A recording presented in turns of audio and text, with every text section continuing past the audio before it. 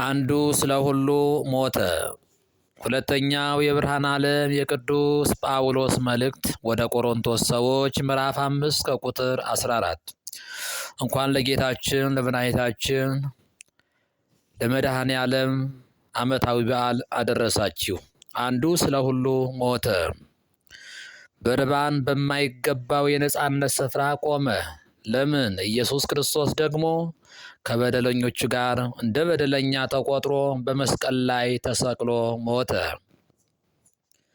ከጌታችንና ከአምላካችን ከመድኃኒታችን ከኢየሱስ ክርስቶስ በፊት መስቀል የወንበዴ መቅጫ መሳሪያ ነበር።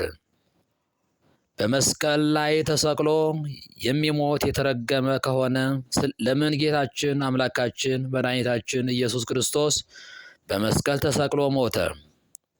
አንድ 6 ነገሮች እናንሳ። አንደኛ፣ ቅጣታችንን ተቀብሎ ሞተ። የሁላችንን በደል በራሱ ላይ አኖረ። ሁለተኛ፣ የእኛን ሞት ሞተ። በአንድ ሰው ምክንያት ሞት ወደ ዓለም ገባ ተብሎ እንደተጻፈው። ሶስተኛ፣ ፈውስ እናገኝ ዘንድ ሞተ። በእርሱ ቁስል እኛ ተፈወስን። አራተኛ፣ ገነትን እንወርስ ዘንድ መርገማችንን ወስዶ ሞተ። በእንጨት የተሰቀለ የተረገመ ነው ተብሎ እንደተጻፈው። አምስተኛ፣ ሙታንን ያነሳ ዘንድ ሞተ።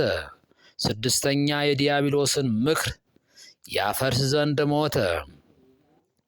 አንዱ ሰው ሁላችን ሞቶ ምን አገኘን ከተባለ፣ አንደኛ ሕይወትን አግኝተናል። በኃጢአት ምክንያት ሞት ገዝቶን ሞት ነግሶብን እንኖር ነበር።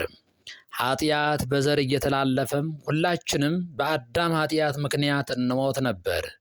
በመሆኑም ሞት ከአዳም እስከ ሙሴ ድረስ በሰው ልጆች ሁሉ ላይ ነገሰ። ከክርስቶስ ሞት በኋላ ግን በክርስቶስ ሞት ስለተሻረ አጥተነው የነበርነውን ሕይወት አግኝተናል።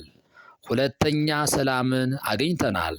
ጌታችን መድኃኒታችን ኢየሱስ ክርስቶስ ሰላምን እተውላችኋለሁ፣ ሰላሜን እሰጣችኋለሁ፣ እኔ የምሰጣችሁ ዓለም እንደሚሰጥ አይደለም ብሎ እንደተናገረ ፍጹም የሆነውን ሰላም የሰጠን በመስቀል ላይ ነው።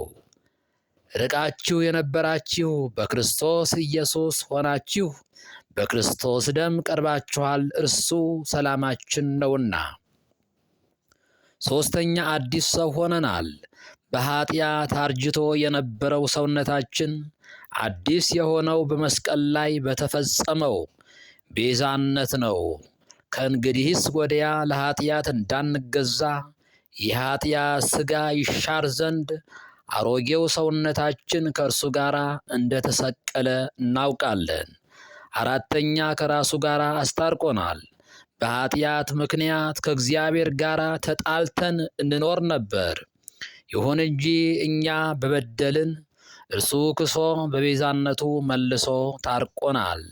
ጠላቶቹ ሳለን ከእግዚአብሔር ጋር በልጁ ሞት ከታረቅን፣ ይልቁንም ከታረቀን በኋላ በሕይወቱ እንድናለን። ይህም ብቻ አይደለም፣ ነገር ግን አሁን መታረቁን ባገኘንበት በጌታችን በኢየሱስ ክርስቶስ በኩል በእግዚአብሔር ደግሞ እንመካለን። አምላካችን መድኃኒታችን ኢየሱስ ክርስቶስ ስለ ዓለም ሁሉ ቤዛ ሆኗል። በሞቱም ዕዳችንን ከፍሏል። በእርሱ ሞት ሕይወት አግኝተናል። ሞቱ ዝም ብሎ ሞት ነውን?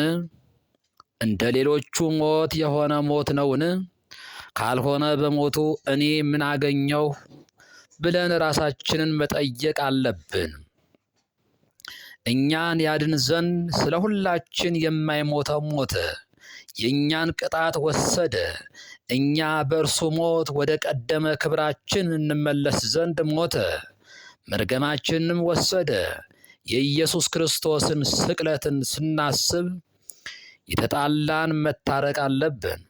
የኢየሱስ ክርስቶስ ሞት የሰው ልጆች የጥል ግድግዳ ፈርሶ ፍቅር የተመሰረተበት ዕለት ነውና ይህን ውለታ እንዳንረሳ አምላካችን እግዚአብሔር ይርዳን። አሜን።